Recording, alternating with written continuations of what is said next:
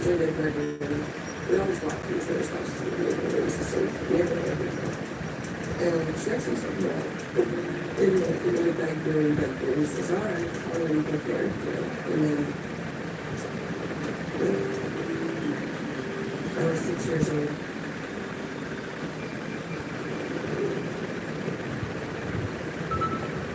This is where I was. So we actually took us to the work here. I was walking along here, and he saw me and came and parked right here alongside the sidewalk. And he just said, your mom's going to have to take you to go see some puppies. Or go to the bar and see some puppies. So I was close enough for him where he just grabbed me. And he just started picking up something.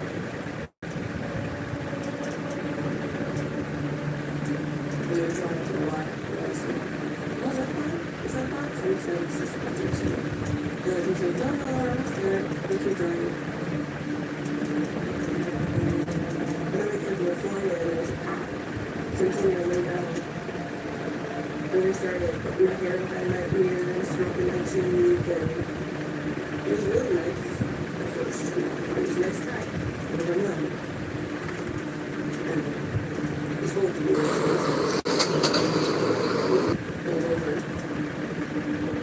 We got out and then we walked from the back of the truck. And then we came, we fell out and we danced with him and we started going to the woods and I started straining.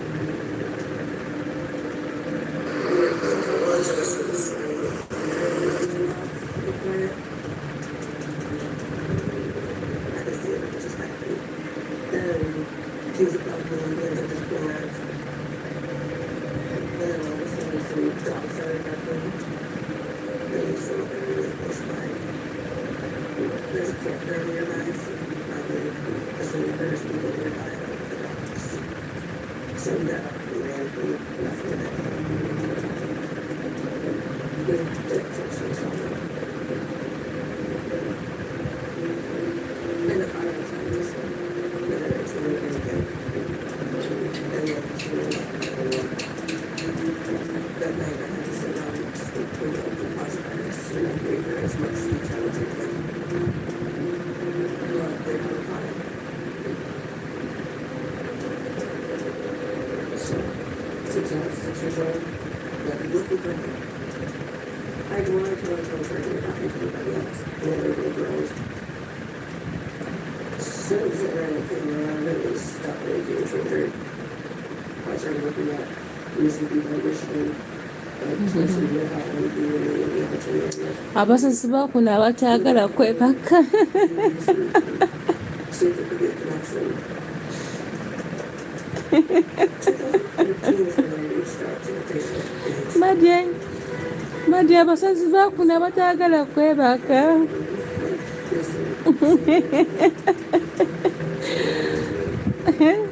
Madi gezaako okabaka naye otwotugadde.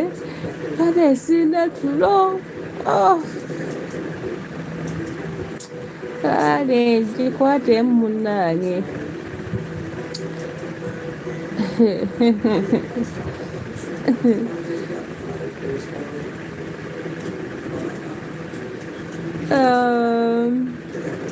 Oh, okay. I was devastated and horrified. This is the adopted father of my daughter. I was very I said, I didn't want to these girls together. Munyimba yakayimba tulo kwata obwana bwoto mukwate ng'oli mulogo. Tulo kwata omwana bwoto mukwate ng'oli mulogo. I need someone to sing for me a song. I want to sleep, please. I want to sleep. Anyone who can sing? Tulo kwata omwana bwoto mukwate ng'oli mulogo ssebo wulira.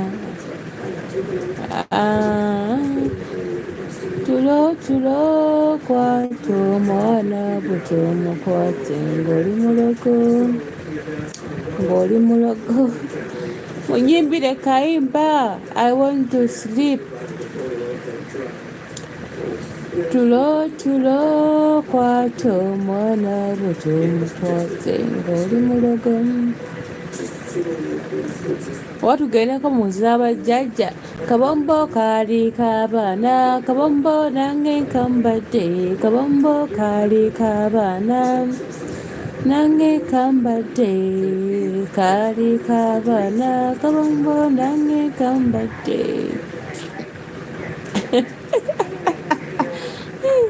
Madi ngambira jjajja Madi ngambira jjajja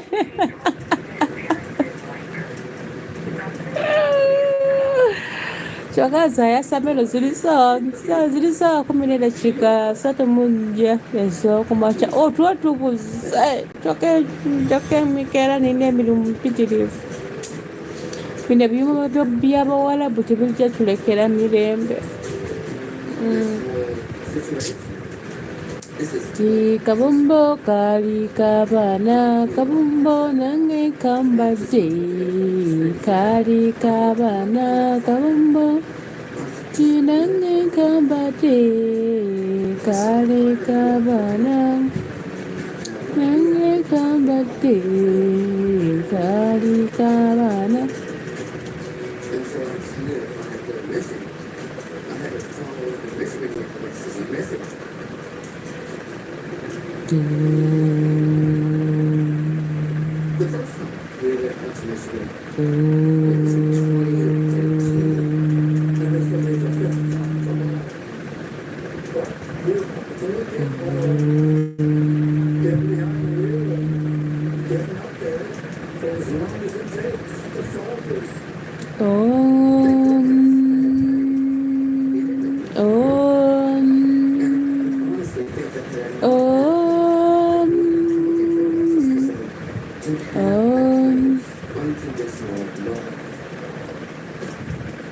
Shivaya Om Namah Shivaya Om Namah Shivaya Om Namah Shivaya Om Namah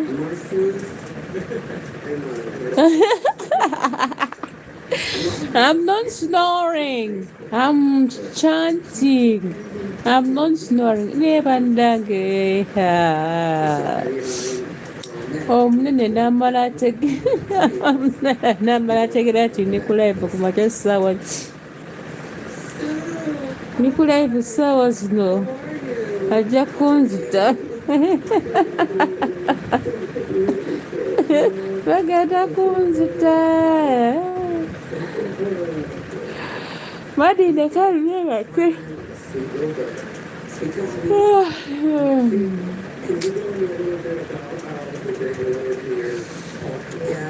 Madi ne kalye bakwe. Sula bulungi nvaako.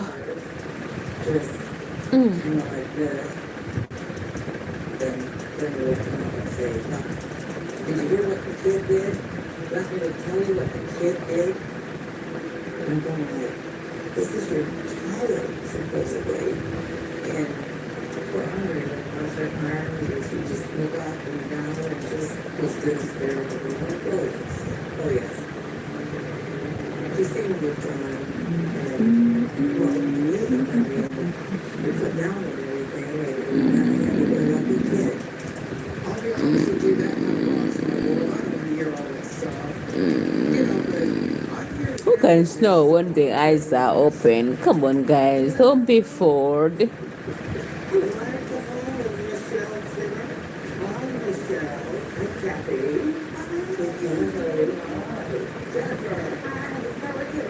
Very good, thank you. You can.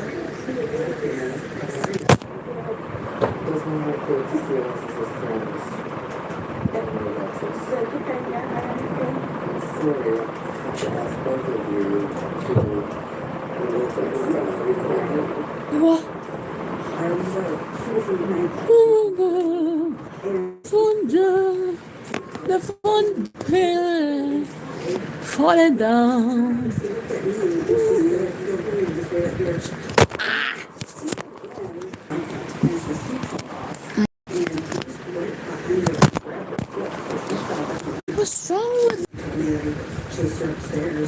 started hitting her.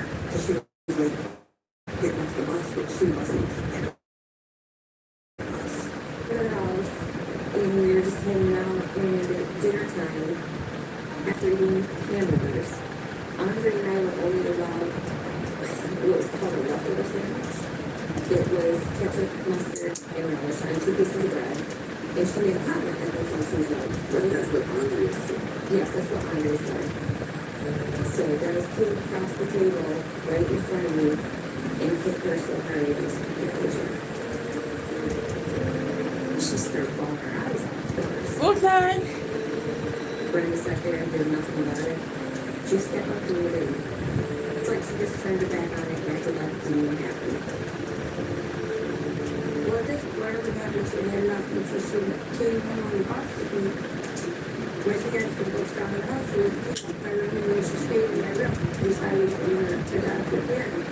And she stayed for like 4 days. I went from I flew up there and gave her after and I said, you're gonna need. She progressed to tell me that her adopted parent would come to the room at night and made her do sexual abuse that she didn't want to do. As I said, you know, it's traumatic to hear about. I didn't even know what to do, but I really didn't even talk to her about it. So the next day, after I came off the school bus, went into the principal's office and sat down and talked to me about that. That makes me proud. You're very strong. You should blame me. Well, someone hasn't been put up with. I remember Andre and I commiserating with the comments that we had at home. So I remember that Elder Cody would come to the school and then they would call your parents to come to the school. Wow, you're right there in the room with your parents. Okay, so tell us what's going on. And what are you going to say?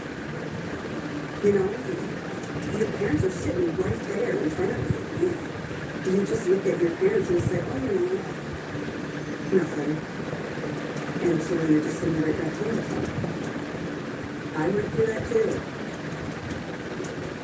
Well, I mean, there was an argument, and she turned around and said that Daddy had been molesting me. And I told her I should not go out.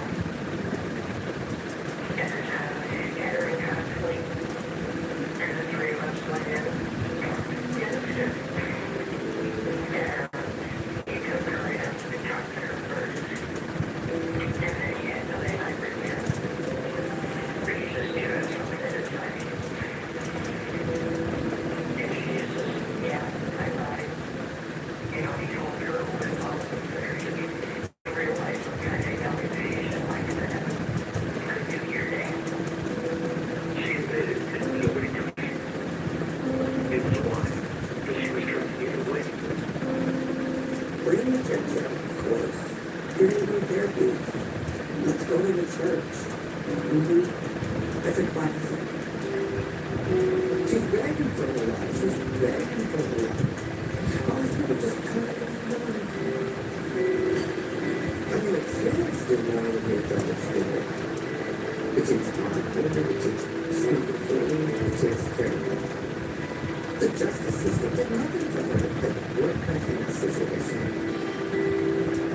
Just what does that say right now? Reacting to anything that might take place with her daughter in regards to Debbie and how we would treat her.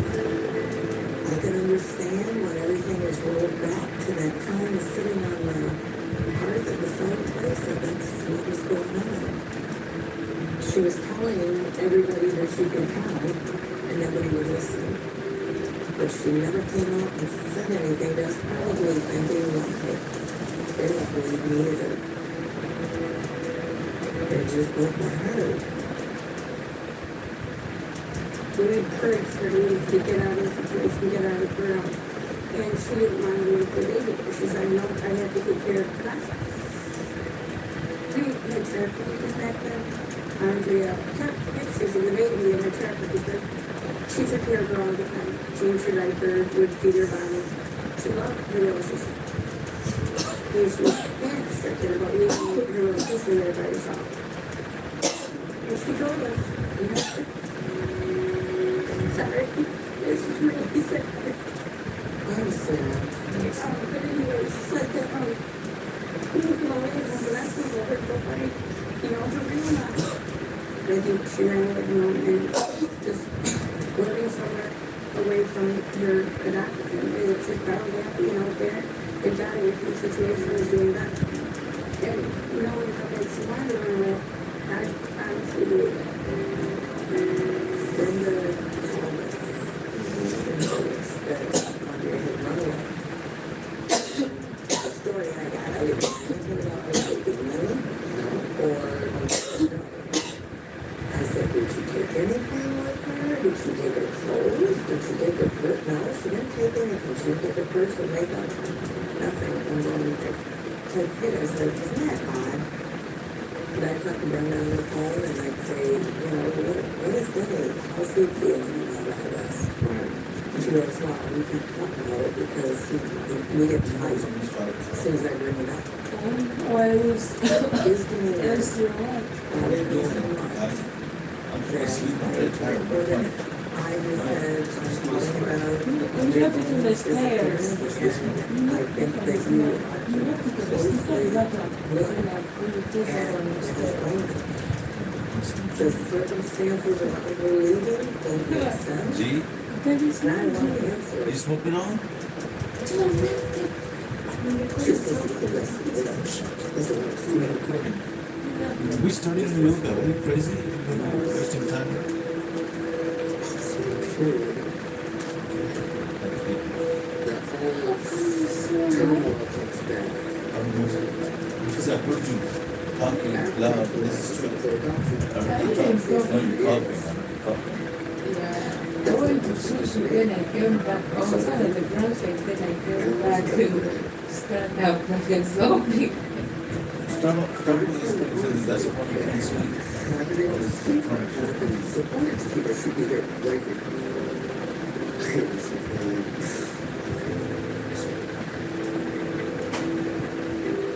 course I believe everything my mother told me. To be a beautiful son. Son of the dreams of us. So I have to live with that. I have to live with this. And we're free friends. Night. Guys, you don't sleep. Oh. I don't think you could really forgive myself.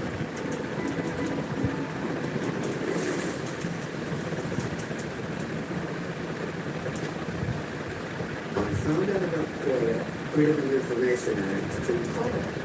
And what it is it's a law that you can get forms, send them online, and they will send you the whole stack of records. And so I just FOIA his phone.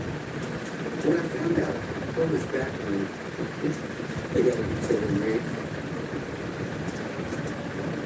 there were two cases that were included. One was his arrest for breaking and entering and stuff, a co-worker when he was caught. They searched his phone and found a duffel bag containing the woman's lingerie, a mask to conceal his identity, and then he was shotgun.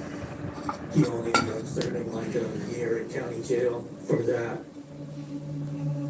And then there was a second, even more violent case in 1980. May 23, 1980. He was 31 years old. Woman attacked the victim. She was a teenager. It was along Lakeshore Drive near Kirk Park in Holler, Michigan. So, questioned by the lawyer, what's the first thing that happened? Her answer. He said, pull over, get off your bike, and start heading towards the woods. Then I saw the gun, and he yelled at me again, and he fired the gun past me. And he said, God damn it, get off your bike and start heading towards the woods. And he shot the gun towards my foot, and I saw the dirt fly. He told me he was going to blow a hole right through me, and he was pointing the gun at me. And I turned around and saw a pickup truck heading south, So I waved my arms and tried to make the person driving the truck stop. And I threw my bike in the back of the truck, and she opened the door and let me in. And when he was caught, he told the police, "You gotta let me go. I gotta go pick up my little daughter from school." He went straight to pretrial, right? Right, he was went allegedly from- charged with attempted murder and pled to assault Right. with intent to commit criminal sexual conduct. This is the opinion of the judge. The court has concluded that he is a danger to women if he is not confined. February 2nd, 1981, sentenced 5 to 10 years for her attack. At that time, Andrea was 6 years old. I moved to Kinross when he was transferred there, and she always had this chip on her shoulder. Well, all the kids know I'm a prisoner's daughter. And I said, "You're not the only one." Heaven forbid I took that child into a prison visiting room. When I found out that she was taking that little girl to the prison, I just, you know, it just kind of destroyed me. He was then released from prison on January 31st, 1986, and Andrea at that point was 11 years old. We were just all shocked that Brenda stayed with him, with this young girl. So here my little daughter was living with a man on parole who attempted to murder a teenage girl. Nobody was there to protect my daughter. She wasn't adopted into a good family. I mean, just look at his history, you know? And so, by this point, I was convinced Dennis had done something to Alexis. I was convinced he murdered her.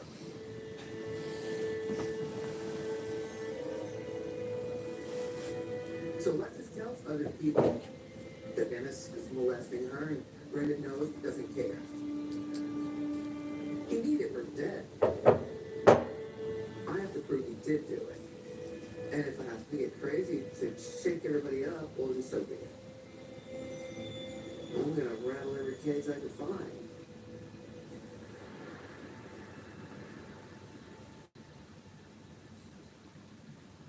The past 10 years, Carl and I, we started traveling to the Missing in Michigan conference. And what it is it's every year, all the families of the missing people get together and they sort of air what's going on. Horrible stories. Hi, my name's Mary Brew. My sister is missing. I have a missing family member, Richard Hitchcock. He's been missing since 1990. I'm just thankful for everyone in this room and everyone who shows up. It's a kind of a support system. You know, you go check in with these people once a year. After 32 years of waiting and looking for a loved one, it's a horrible place to be. And sometimes I feel like I wish I could find him as an angel and wonder where he is. The second time we went to Michigan was in 2013. We're a few minutes late, the circle's already formed, and I sit down and Carl goes, "There's Brenda." And everything stopped. I had taken a shower because I had the suspicion that he was going to be there and I was going to meet her. I was going to share pictures. I said, "Today, he has been others there. I want to thank you for coming, Kathy." And that's all I said. I jumped up in the little room, I said, "You tell these people who your husband is." And then all of a sudden, everybody got startled, and there was a little bit of commotion. I had a cup of coffee in my hand all that morning, and I had that cup of coffee, I would throw it right in her face. She swung her hand across in front of her leg as if she was slapping her across the face. I just looked Jerry Springer, baby, you know? She acted like the witch. Screamed and hollered there because my husband was in prison one time. He was a monster. He killed her, and I stood in line. She was not that kind of people. I was a nervous wreck, I couldn't talk. I could yell, just let her talk. So, Carl starts talking.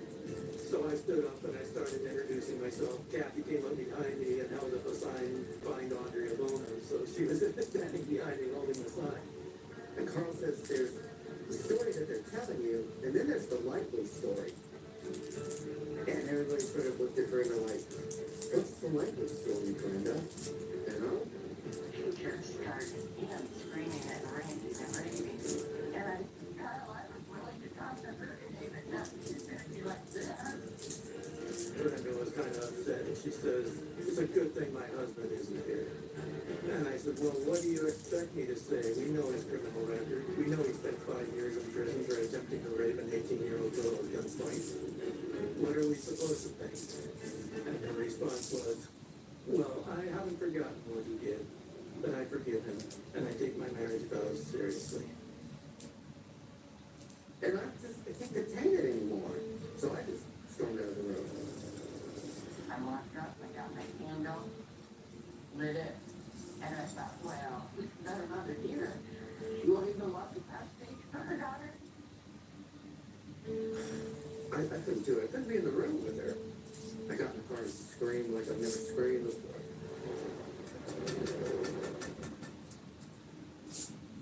Carl put up with a lot from me. I'm like fire, he's like ice. And that's the kind of stuff that keeps you sane, that you have somebody that will put up with you losing your mind, you know? When you have to deal with life in this world that we're missing, there's a real set agenda you have. I'm slow, but I'm determined. We talked to the community, talked to the people that she knew. I heard it surface at Rebel. Yeah, that's the way I see Alexis, as far as being a rebel. I don't want to conform to be like everybody else. I am my own individual. You know, sounds like my blood. Yeah. That's what Carl and I did in those 10 years. We got the word out. Dennis felt us. He felt us out there. He knew we were out there surrounding him. I think she really changed the course of which direction this whole investigation went. The first time I ever seen the poster was when you started this up. And you don't forget her face. Your face is like your face shape and your eyes look a lot like I do. She looks a lot like you. Thank you for that. You know, talking to people that actually knew Alexis just makes her more real. You know, more than a photograph on a poster. You are beautiful. You get stuff in here. And I just immediately bonded with Netta. I know he abducted her when she was she could have spurred me on. I was already angry and motivated, but once I met Netta, I was like, double that. We connected on that level.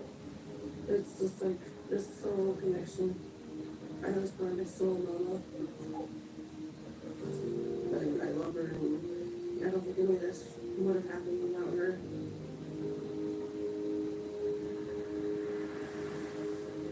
Oh, there we go. Now it's going. Say hello. We're going to Hamilton High first. Say No, I think we were hello. going to the bowling house first. Say Carl hello. and I, we would get a car and we would drive to every place Bowman ever lived, trying to find something that I felt proved Say Dennis Bowman hello. was responsible for my daughter's murder. No, Hello, Daddy. Where the house used to be. Yeah, Hello. right here. This is the house where Alexis lived, but it got torn down. Dennis and Brenda moved out to the property that they live on now, almost like right after Alexis. Hello, Daddy. Which is pretty close to the first home. Hello. It was so odd with them moving from that corner. Because we thought, what if she comes back? You know, where would she go? Dun, dun, dun, dun. They're there. There's their house. The Bowmans live there.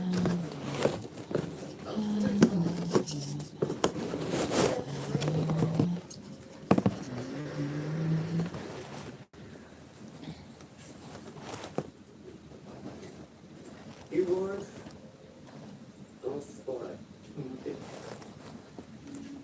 I was gonna say, if anybody starts looking like, what in the hell is going on with Carl, could just drop to his knee and go like, will you marry me? You know? Let's get that drone nest out of here. Yeah. Oh, guy. There it is. Okay. All the circumstances just keep pointing at Dennis. I could just feel it in my bones. And I was becoming obsessed with Dennis Bowman's backyard. I got it now. Go down with it.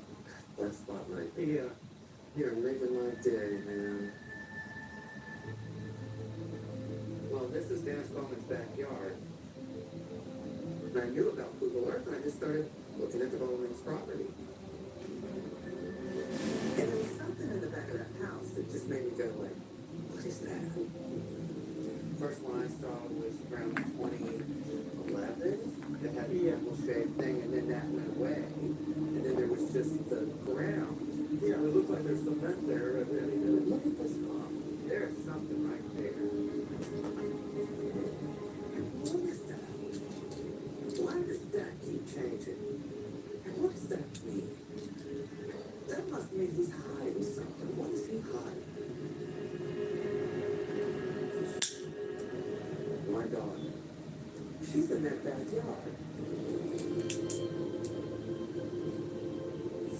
I'm doubtful that he put her remains there because he lived in a different location when Andrea disappeared.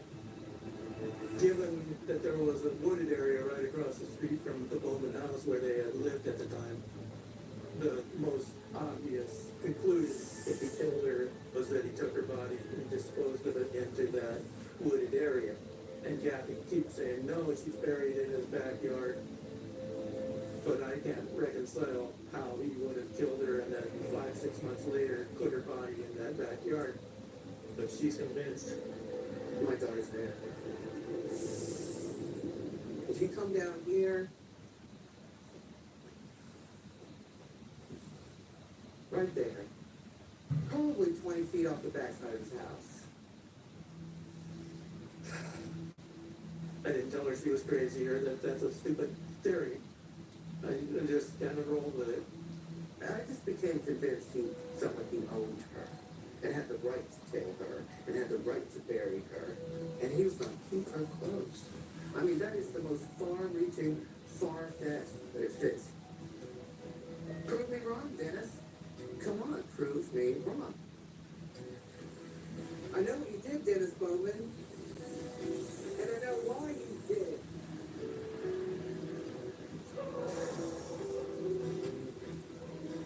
I called the police and I said, get a search warrant. Her body's in the backyard. You can't just go dig up somebody's yard because the mom has a feeling, you know? But Dennis Bowman was at the top of the list of suspects. But we didn't have any witnesses saying he did anything. We didn't know if she's alive, if she's dead. When we started meeting with him, he was a little standoffish. He always denied any involvement. We had nothing to do with Audrey's disappearance. I was swearing on a stack of life. Audrey hasn't been seen or heard from in a very long time. My assumption is that she is dead. I made that assumption for a long time. So you can't prove it, you can't prove it. How helpless they must have felt, huh? I'll tell you, I felt pretty helpless.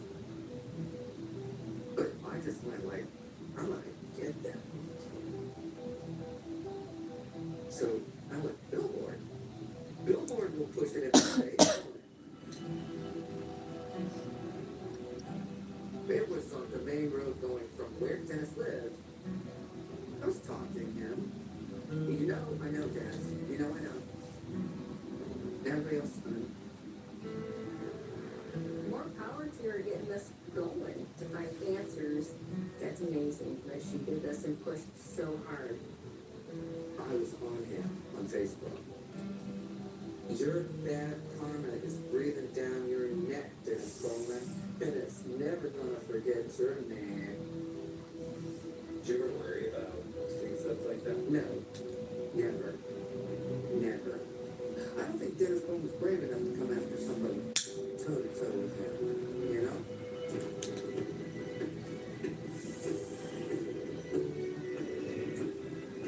Have you ever been accused of that before that? No. It was shit. And she was feeding it to everybody. So she's still feeding it. The only reason the posters were put up just was to hassle us. Did you take any of them down? No. I won't find her. I mean, Kathy would write letters to them on a daily basis. She would call multiple times a day. At one point, I called them up, and of course the machine answers, and I like just ripped into them until the machine goes beep, and I called them right back. And I ripped into them, and the machine went beep, and I called them right back. Beep. Do you know they disconnected their phone that next week? Kathy may have been very close to crossing some lines. That definitely caused us to have to take a step back and calm the woman's down. Brenda called Detective Patty. He said that Brenda told me that if you call her again, she's going to file charges for harassment. I wouldn't call that harassment. I call that perseverance and tenacity and a pit bull with lipstick. That's right. She came up again and she comes up like, oh, my poor child. Did they give you these monsters? He had it when he didn't do it. I could stand on the mountain and scream it for the rest of my life. What you gonna do about it? We won't give up on